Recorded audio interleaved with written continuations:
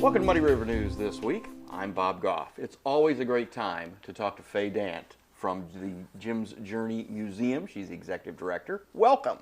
Good. Thank you for having me. I appreciate the opportunity. Well, you are going to have a presentation coming up here in Quincy a little later this month. Tell me a little bit about it. I am good. I was invited by the Quincy, Marion, Adams County Historical Society to display some of my artwork. In addition to being the founder of Jim's Journey, I also am a creator of visual art, for visual arts displays, and they're called collages. I mean, I have to go with that term, but I want to say that I don't do the crafty kinds of things. I do what I call historical stories or narratives about the life and culture, primarily of African American people. And this is some of your beautiful art right here. Tell me a little bit about this one. Good, good. That's called She Sings, and it's an image of one of my friends and actually a community historian and a colleague. It's a woman named Marcia Mayfield. She's going to get angry because I say her name, but at any rate, it's a beautiful piece, and it's inspired by a lot of people. And Marcia is a gospel singer, and she does a lot of funerals and things like that in the primarily in the Hannibal, Rawls, Marion County area. Yeah, it's really a beautiful piece. And so how many pieces are you going to have over at the museum when you make your exhibit?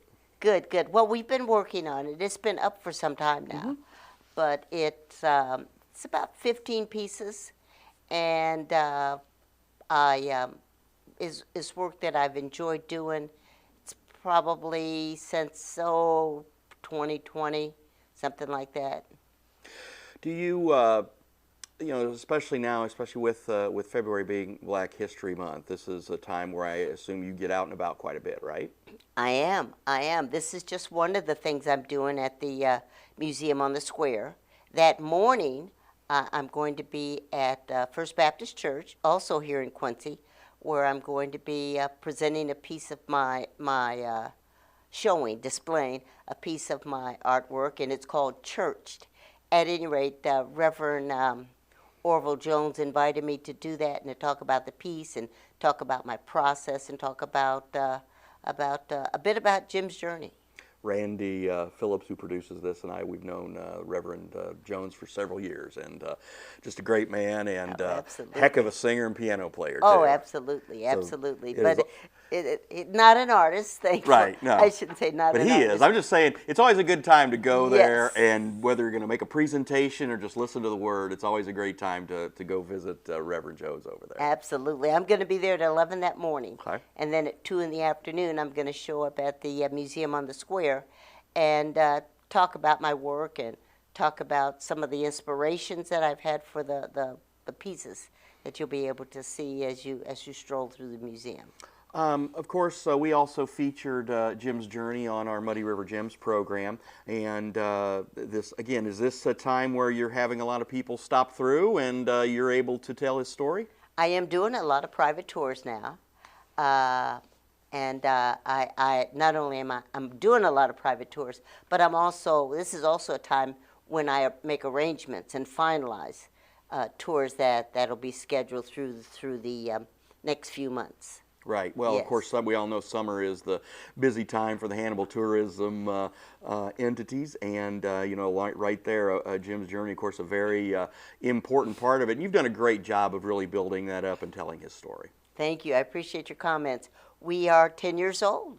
Wow. We're in year 11, and some folks didn't think that would happen, but we are, and we're doing very well. We're getting a lot of exposure and a lot of opportunities to share our story across the country, across the river. I did an interview, and in fact there was a group here from the UK who wanted to talk about the Mississippi and wanted to talk about the role that African Americans played in the town, in the community, if you will. And then most recently, I was on C-SPAN. They did a book about Huckleberry Finn, and they wanted to hear Daniel Quarles, the prototype. They wanted to hear that side of the story. So I was able to do that.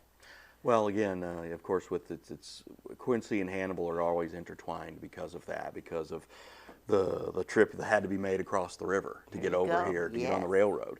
So it's again, we are Hannibal and Quincy are sister cities, and will always be that way. And that is such a huge part of it, and it's always a great opportunity, when you have that chance to tell that story, because it's really one, we when we featured you on Muddy River Gems, but really that is a gem that we should be very proud of, is our relationship, and how that relationship fostered, and how the Underground Railroad was really able to thrive from a point here in Quincy. Yes, yes. This was I call it the first stop, because we, we had to get over. We had to Yeah. just get here, Mm-hmm. and well, it was never easy. Nothing was ever No. easy. But Quincy does represent a lot of abolitionists, and a lot that supported the end of slavery and the freedom of those people that were enslaved throughout Missouri. So it was a good spot and a good story. And Quincy's always had that, whether it was with the slaves trying to escape, or the Mormons. There's always been those people, and Quincy's always been very welcoming in that regard. And we have this border situation coming up now, and there's some similarities, but some differences as well, obviously. But it's just a situation where when people extend a hand or extend their help, there's really no bad way to do that if you're just willing to open your heart to somebody who really needs it. There you go. That's my belief as well. And during these times, I say it on my Facebook page, and I say it whenever I have the opportunity. It takes courage. It takes courage to do that and to lend a hand. Yeah. So, It takes courage for people to leave that yes, environment. Yes. As Can you it took- imagine how resilient they were? Oh my gosh, Ah, yes.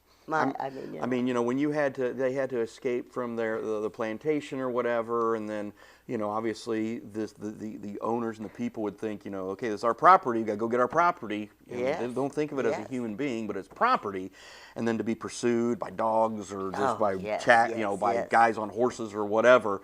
It is something that is just, it's absolutely, you just can't envision that today. No, I and, know. And again, we've come so far, but I know it's one thing. We've come so far, but we still have a long way to go. That's it. As a matter of fact, I'm going to say this now. We actually refer to it as the bloody Mississippi. Yeah.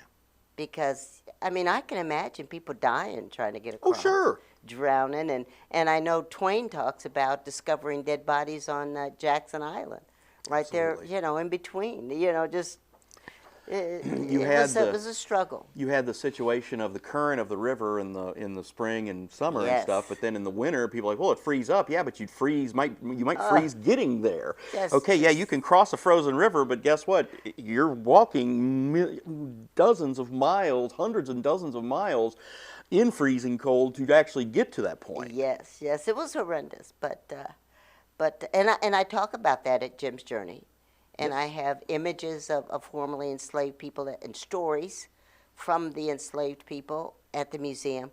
But I really, really, really try to focus on our contributions and our achievements. We talk at Jim's Journey anyway. We talk more about the community within. We talk about a recent display I put up of about a couple of hundred bricks that were donated to the museum.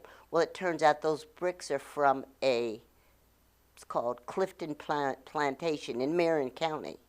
And a woman was tearing down an outbuilding. One of my friends was tearing down an outbuilding, and they knew that there were slaves on that plantation. And they found all these bricks. So we know they're at least 160 years old. So we got a grant from Northwest Community Foundation, and they helped me put up this monument to the enslaved hands that created those bricks. So it's a beautiful thing to see, and it's something else you can see when you visit Jim's Journey this summer. That's a very moving tribute right there for sure.